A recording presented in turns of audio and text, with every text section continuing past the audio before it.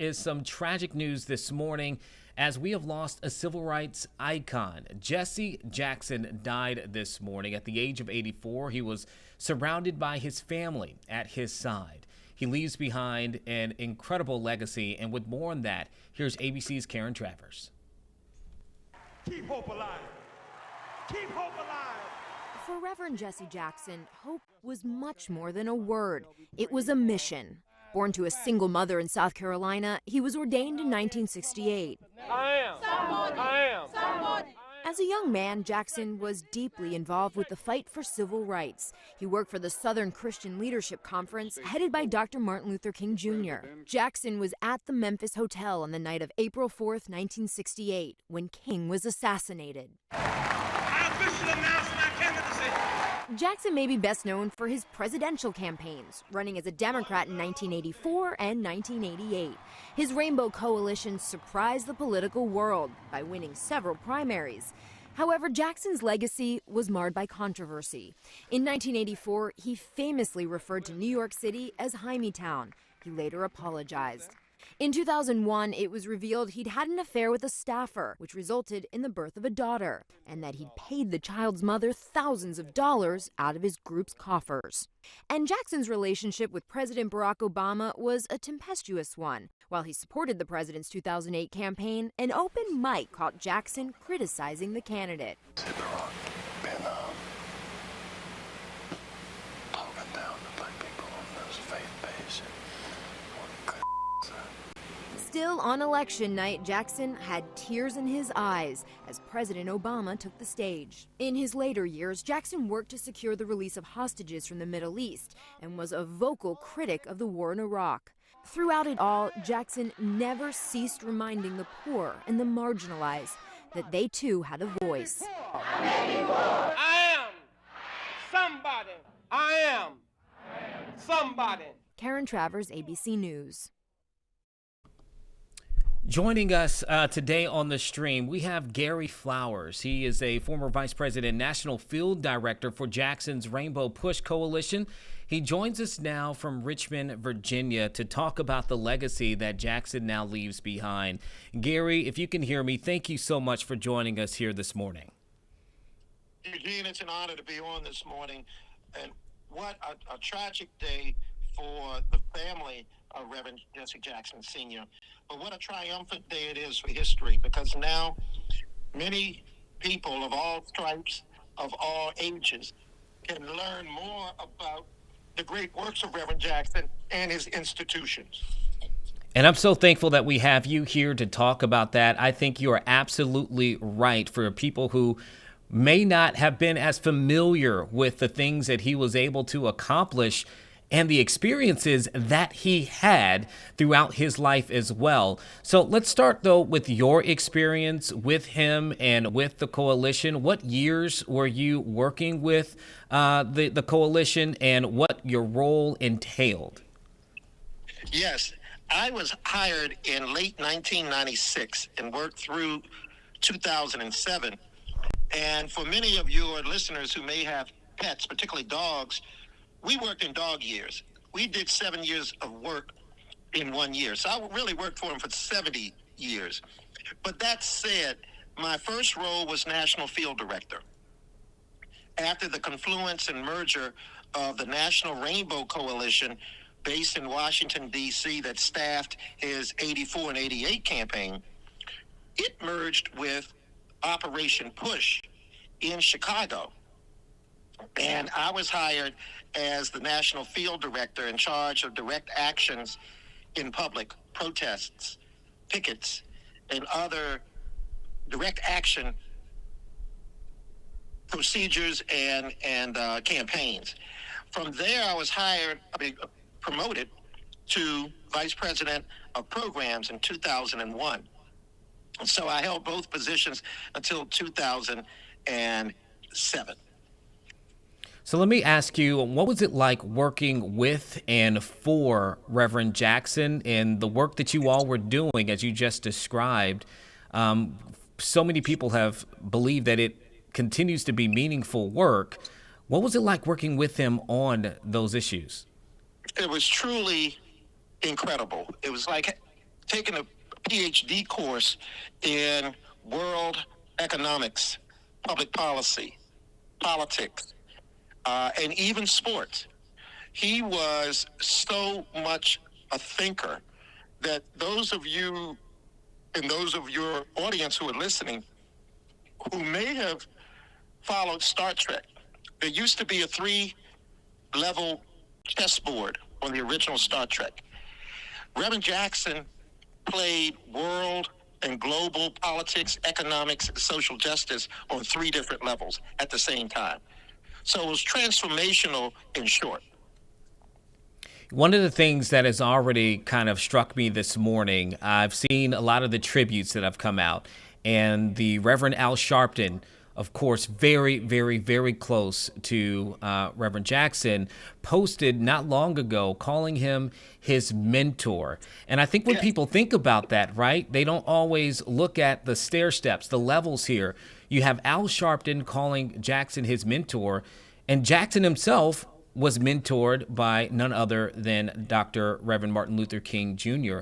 What are some of the traits that you've seen through Reverend Jackson that we can directly tie to Dr. King? And can you speak to this passing on of this knowledge that they all have had throughout the years? Yes, Reverend Dr. Martin Luther King Jr. said eloquently that he was sent to earth to disturb the comfortable and comfort the disturbed. Reverend Jackson, more than any other staffer of Dr. King, kept that mantle and that mission through the continuation of Operation Breadbasket by the Southern Christian Leadership Conference until he founded Operation Push in 1972. And it was his plan to shake up America to live out its promise. After all, in 1963, Dr. King's speech that was mislabeled by the media as the I Have a Dream speech, that was not the title that Dr. King chose, and it was not the essence of the speech. The essence of the speech was the broken promise of America to Black people. Dr. King opens the August 28, 1963 speech by saying, "I stand in front of this temple," referring to the Lincoln Memorial, fashioned after King Ramses II palace in ancient Black Egypt. He said, "I'm looking forward to the Congress and the Capitol building. To my left is the White House, and to my right is the Jefferson Memorial. All 3 of these institutions memorialize people that promise Black people to be citizens and to have an even playing field in America." And he said then, "So I stand here 100 years after the Emancipation Proclamation to say that the promissory note of the U.S. government and its institutions has been returned marked insufficient funds." Dr. King then transmuted those values to Reverend Jackson, who carried on the fight for economic justice, political justice, social justice in all phases of American society and around the world. You mentioned Dr. King's famous speech there. Let's talk about Reverend Jackson, some of the speeches that he gave throughout his long career. One in which I know just this morning I was listening to, he often would cite, "I am somebody." What is the message you, in spending time with him, in studying him, that you felt that he wanted to make sure every time he was out that you heard from him? Well, first and foremost, let's go back to his birth. The reason he ends up saying as a mantra, "I am somebody," is because he was born to a teenage mother, 15 years old, who was impregnated by her next door neighbor, a 34-year-old married man. She and her baby were kicked out of their local church. She and her baby, Jesse, had to live with her mother. And that his first name when he was born was Burns. Jackson was his third name. And so he was born literally on the wrong side of the tracks, called a bastard child. And yet he rose from that stigma to be arguably one of the most recognizable people on the planet. And so when he was speaking to young people in every city in which we traveled, our first stop after a breakfast meeting, usually with business leaders, our first stop at 10 o'clock was a local high school where he would say to young kids, particularly born on the so-called wrong side of the tracks, that you are somebody, that you may have been born in the slum, but the slum was not born in you. And that message of hope and aspiration, he said that if your mind can conceive it and your heart can believe it, then you too can achieve it. And so his quotes and his aura was so infectious that he made other people to action, which he learned from Dr. King. He would often say, Gary, you can't give off heat if you're not on fire. And he was on fire for justice, not only in this country, but around the world. So incredible to hear you share the words that he shared with you, and speaking to what you were talking about in his upbringing.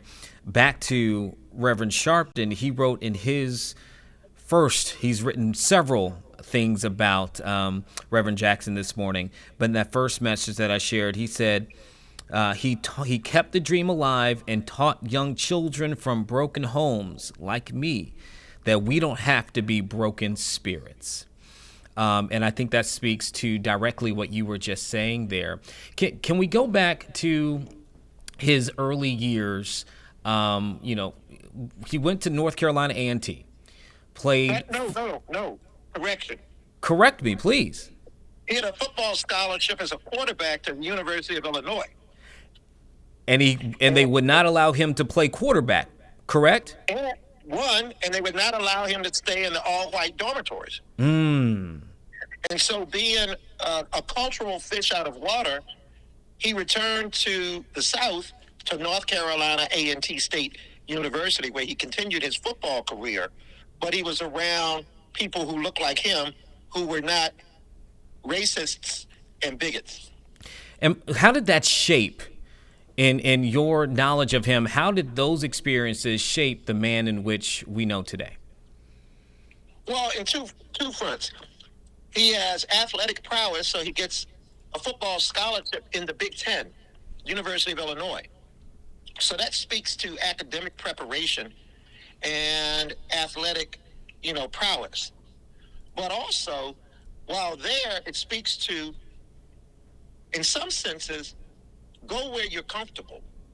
And he was so uncomfortable there culturally, albeit because they were making him uncomfortable in Champaign, Illinois, that he returned to the South in familiar confines.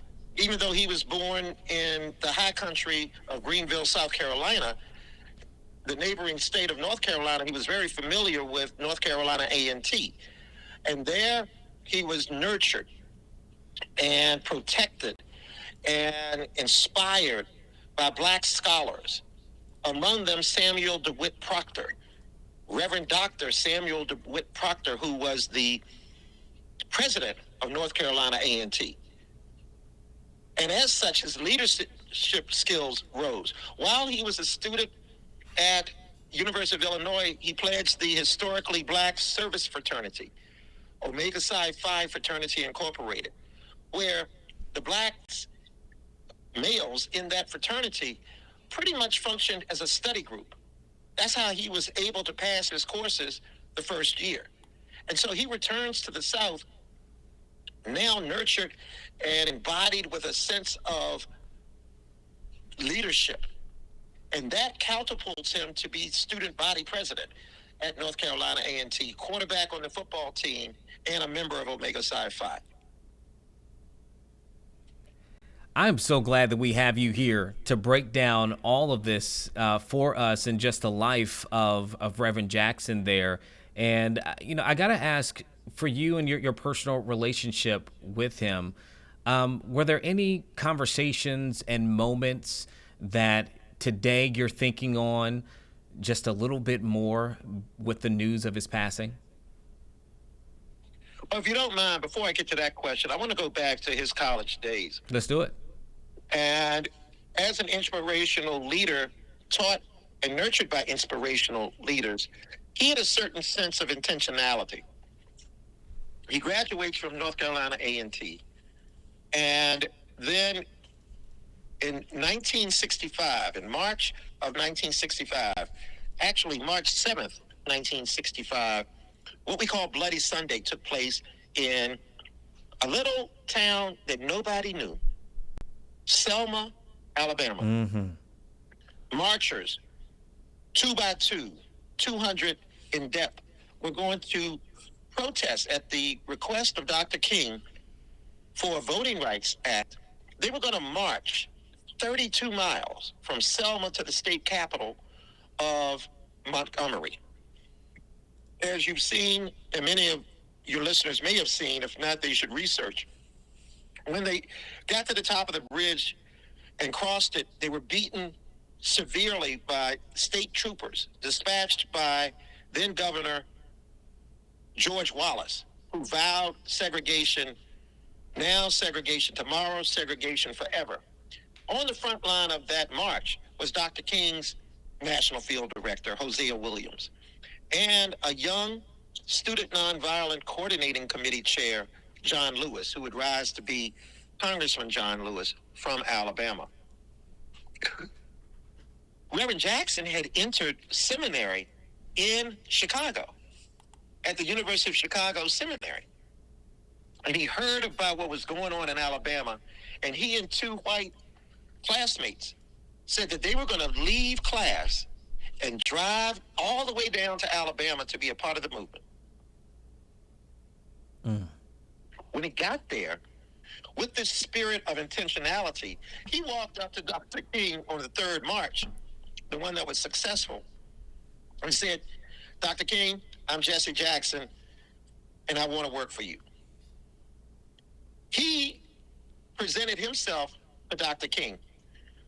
His salary was $37.50 a week. And as he told me, he said, Gary, there was not a long line to work for Dr. King. You got to go into Klan country, you may get your head beaten in, and you only make it $37 a week. And he had a baby. His first child, Santita, was 1.5 years old at that time. And so that intentionality pervaded his life, that he was fearless. At one point in Forsyth County, Georgia, he walked up to a Klansman and pulled his mask up, pulled his hood up. Intentionality. And that conveyed to me, because when I left the Lawyers Committee for Civil Rights Under Law, I called Reverend Jackson's office 75 straight days, 2 times a day. Just as Dr. King had not found Jesse Jackson Sr., Jesse Jackson Sr. didn't find Gary Flowers. There was a spirit of intentionality, and beyond analysis, I've got to go into action to do something about the ills and isms of this sick nation. And that fire clearly continued in him and showed everywhere he was. Sticking in that spot in history, you're talking about how he went up to Dr. King and made himself known, his services known. There wasn't a long line of people who were trying for that role, that job. In what ways would you say that Reverend Jackson was similar to Dr. King, and in what ways would you say that he was different in his delivery and approach? Very different in birth. Dr. King's grandfather was a middle-class, free African-American in Atlanta who was a minister. Dr. King's father was a well-known minister in Atlanta.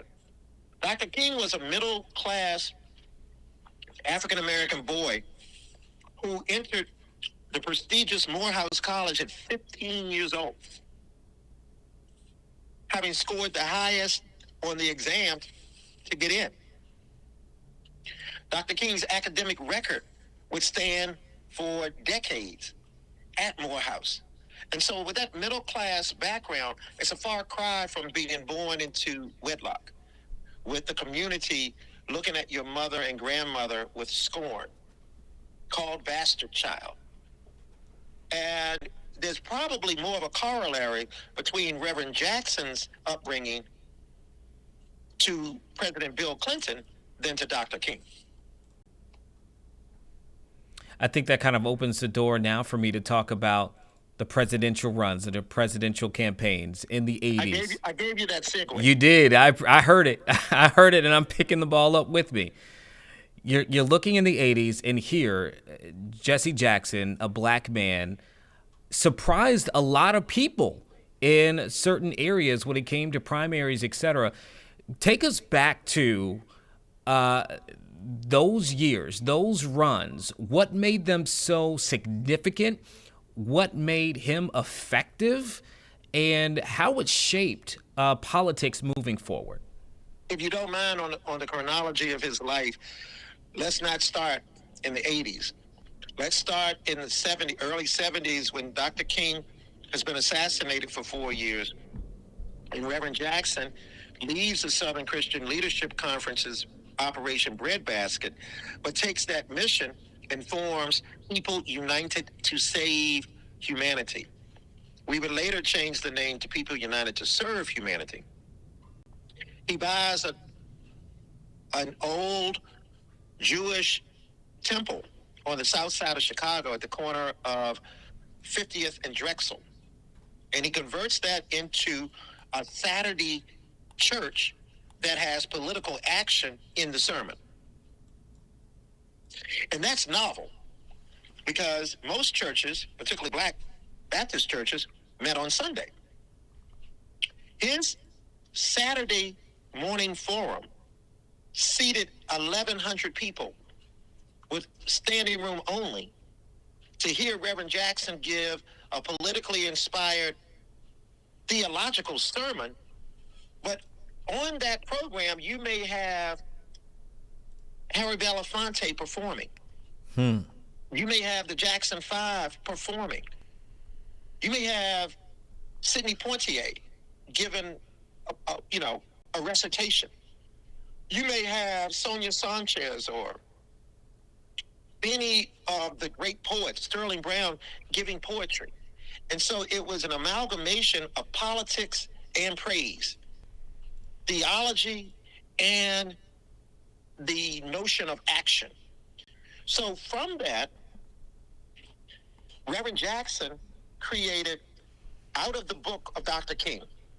Remember, Dr. King's last speech was misnumbered and misnamed by the media as the mountaintop speech. That wasn't the name of the speech, nor was it the purpose. The purpose of that speech was to say that even the so-called lowly sanitation workers have the economic power to buy Seal Test ice cream and Coca-Cola. Thanks to the research by Reverend Jackson, Dr. King said, Mayor Loeb, the mayor of Memphis at the time, I've come here to say you're not treating his people right. And there needs to be a redistribution of pain. That should be the name of the speech of the mountaintop, the redistribution of economic pain. Reverend Jackson took that message of economic pain and took it to Chicago, where A&P used to be a grocery store chain. They were the largest in the nation, and the store located 2 blocks from Operation Push's headquarters. Reverend Jackson led a 17-week economic boycott, selective patronage campaign against the A&P store. It was the first time in American history that a corporate chain store was put out of business because of a boycott. This grows Reverend Jackson's economic power in the spirit of Dr. King. Also that year in 1972, he took on the McGovern, who was a presidential candidate, the McGovern platform, and unseated the very powerful daily political machine in Chicago. Now, in Chicago terms, that's open warfare. And so there was a tension, but that's pretty polite. There was a war between the dailies and the Jackson machine that eventuated in the tensions that you spoke of in the earlier point with Barack Obama, because Barack Obama and Michelle Obama come out of the daily machine. So they were groomed by political adversaries of the Jackson machine. So in these early 70s, he goes from economic boycott of AMP to then, by the end of the decade, he is signing covenants because he has successfully boycotted Coca-Cola and Budweiser beer, two of the biggest brands on the planet. And because he had that power, he then pivoted to economic corporate covenants with national corporations to say, look, we have the power to not buy your product. You have the power to include us on the board of directors, as employees, and as vendors. And so that's how Reverend Jackson developed his national reputation as a power broker that with the move of his pen or his voice could have major consumers in America boycott or selectively not patronize a corporation. But don't stop there. Also in the mid-70s, he created Push for Excellence, a national education program that said funding for schools in black and brown neighborhoods should be commensurate with funding for public schools in white neighborhoods. And so he becomes the iconic Reverend Jackson by the end of the 1970s before we get to the campaigns. But now you can ask me about the campaign. I'm loving every bit of this. I want you to know that at the moment, just taking us through the history of his life, there are so many touch points and so many questions that I have on that. But yes, let's talk about the political point of it now. He's built all of this to that stage, and then we get him at the national level there as he's running for president. Now you gave us a bit of a backstory as to the momentum that he had, but those were really transformative performances by Jackson in those presidential runs. Is that a question? That is. It's a statement and a question, a lead-in for you. How did that transform how we kind of see politics and then history beyond his runs in the 80s? So the first campaign was based on relationships. Politics can be defined as who gets what, how much, and when, based on who you know. Reverend Jackson transmuted the national and international relationships he had forged under the tutelage of Dr. King.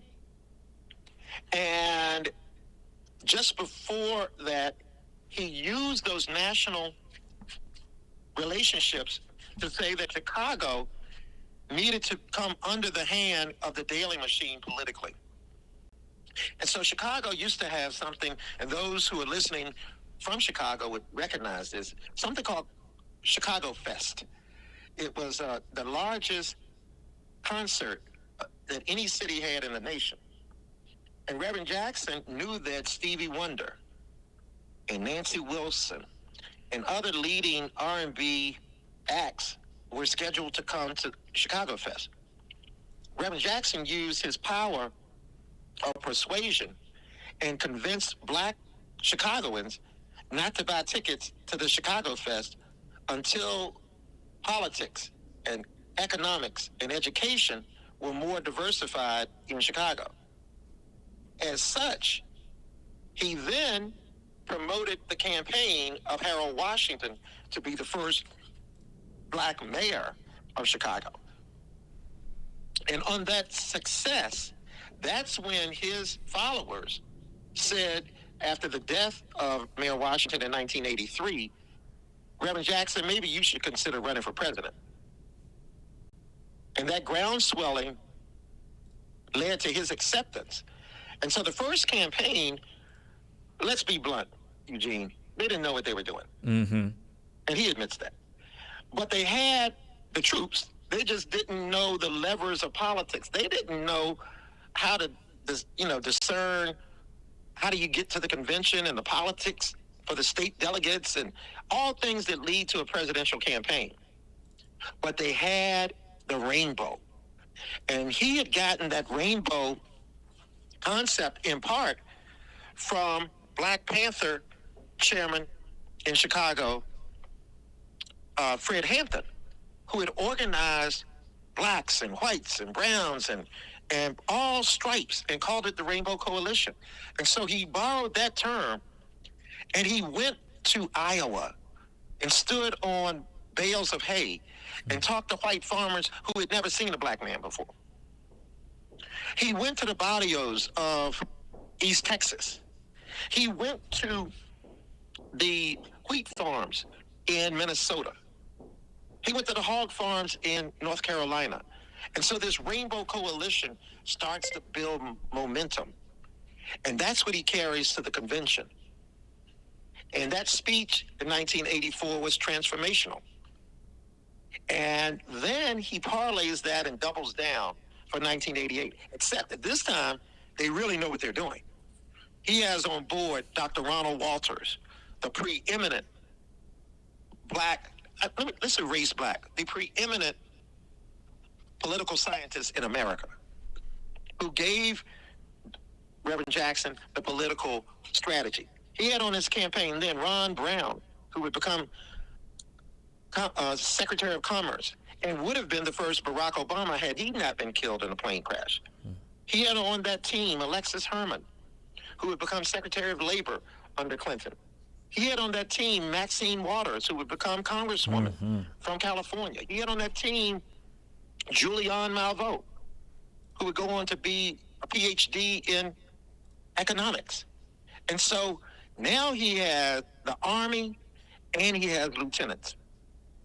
And he wins. Your lead-in was not totally factual in terms of primaries. In 1988, Reverend Jackson came in first or second in 46 of the 51 primaries. Let me repeat that slowly. 46 of 51, he was 1 or 2. It was so devastating politically that what Andy Young would call the smart-ass white boys, Clinton, Gore, Dodd, Lieberman, all ganged up to say, we've got to do something with Jesse. On the cover of Time magazine, it says, what does Jesse want? Well, if he's running for president, that's what he wants. Duh. And so the caucus was chosen by this newfound white organization white male organization within the Democratic Party. It was called the Democratic Leadership Council. And they were conservative. And they created something out of whole cloth in March. They said, we're going to create something called Super Tuesday. Super Tuesday says that whatever candidate we want, we will all coalesce and nominate him to be our standard bearer. They chose the caucus. And for those who know politics, it didn't end well. But what they did was they ganged up against Reverend Jackson because they knew that he had the momentum of the people. And so one of the lessons I learned first is that democracy percolates upwardly. It doesn't trickle down like Reagan said. And Reverend Jackson knew that. But they asked him to get out of the race in March. He said, no, I'm going all the way to the convention. And when he went to the convention in Atlanta, he changed the rules committee so that a nominee did not have to just get 51% of the delegates. They had to get proportional votes from the delegates. That 20 years later is what Barack Obama won with. Because had it not been for proportional voting and seating of delegates, Hillary Clinton would have won 51% of the Democratic primary. And to this day, Barack Obama has still not fully thanked Reverend Jackson. I'm very interested to see what his comments will be upon the death of Reverend Jackson. Because when he went to Denver and accepted the Democratic nomination, There was not a whole lot of praise for Reverend Jackson. He didn't even call Dr. King's name explicitly. He said there was a preacher who gave us a speech in 1963. And so I'm bringing all of these political points back because your audience and your listeners need to know everything that happens has a predicate and a consequence. In a full examination of political history and life of Reverend Jackson, you have to know the predicate and the consequences that he caused. And Gary, let me ask you, based on that, what you just said. That's and my how short answer. Yeah, and what you just said there at the end there. So, I mean, seriously, so powerful. The way that you were taking us through the history of his life. We showed the moment that Barack Obama comes out. He's now become president, and you see Jesse Jackson with tears streaming down his face. And I was with him. They were for real. And let me tell you what was in that moment. That moment was his 15-year-old mother being scorned in Greenville, just wanting to have a fair chance in America. It was his grandmother who cleaned houses for white people. It was all of those who he called the locked out and the left behind. It was tears for Dr. King and the heroes and sheroes of the modern civil rights movement who said, if you just give us America, if you just even the playing field and give us a chance to vote, then whoever wins, wins. And so it was him remembering what he did in 84 and 88 to seed the ground. And so those tears were found in some of the words of James Weldon Johnson's Black National Anthem. Have we not come to a place for which our fathers, and I will add our mothers, sighed? And so he was sighing and crying over this moment in history where a black man has had the people of the United States, red, black, brown, and yellow, nominate him to be president of the United States. And that's why he was crying. In about 7 minutes or so, we're going to be hearing from the Reverend Al Sharpton. He is going to be holding a press conference of his own in remembrance of his mentor, who he calls today. Gary, you've been phenomenal throughout this entire exchange, taking us step by step through all of this, and I cannot appreciate you more for taking the time. I do want to ask you just a few more questions here, and one of those is... Before you do that, let me just give thanks to my most impactful mentor, the late Reverend Jesse Jackson Sr. What I just took you through is how he would have wanted me to answer the questions, in that regardless of the question, you give the content that you know will explain the full story. And that's what I did. He mentored you well then.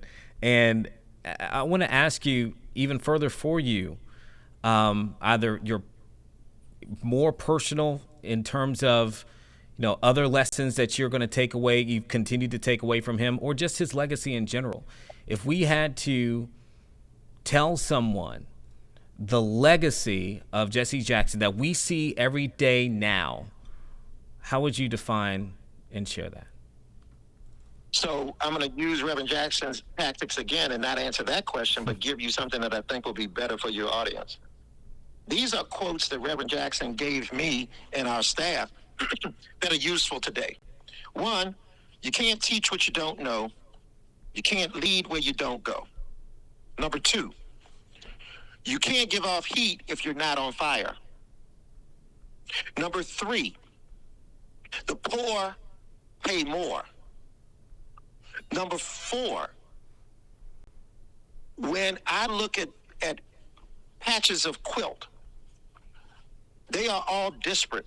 They're different colors, they're raggedy, but when you sew them together in a thread of justice, then you have now a quilt that will give warmth to the person under it.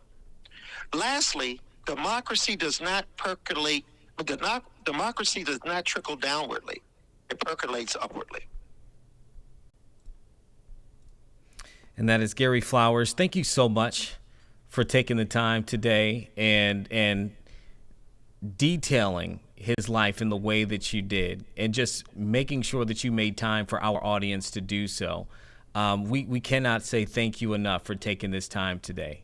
Thank you. Thank you. You can always call on me, Brother Eugene. And I will. You'll hear from me again. Okay, you All will right. hear from me again. Thank you so much. I know there are going to be other people reaching out to you today, and my best to you as you remember your mentor as And I well, will sir. close with these words, in the words of Reverend Jesse Jackson Sr. Keep hope alive. Yes, sir. All right, you take care, sir. Thank you so much for your time. Thank you. And what a gift that was to be able to hear from someone who directly was mentored by the now late Reverend Jesse Jackson Sr.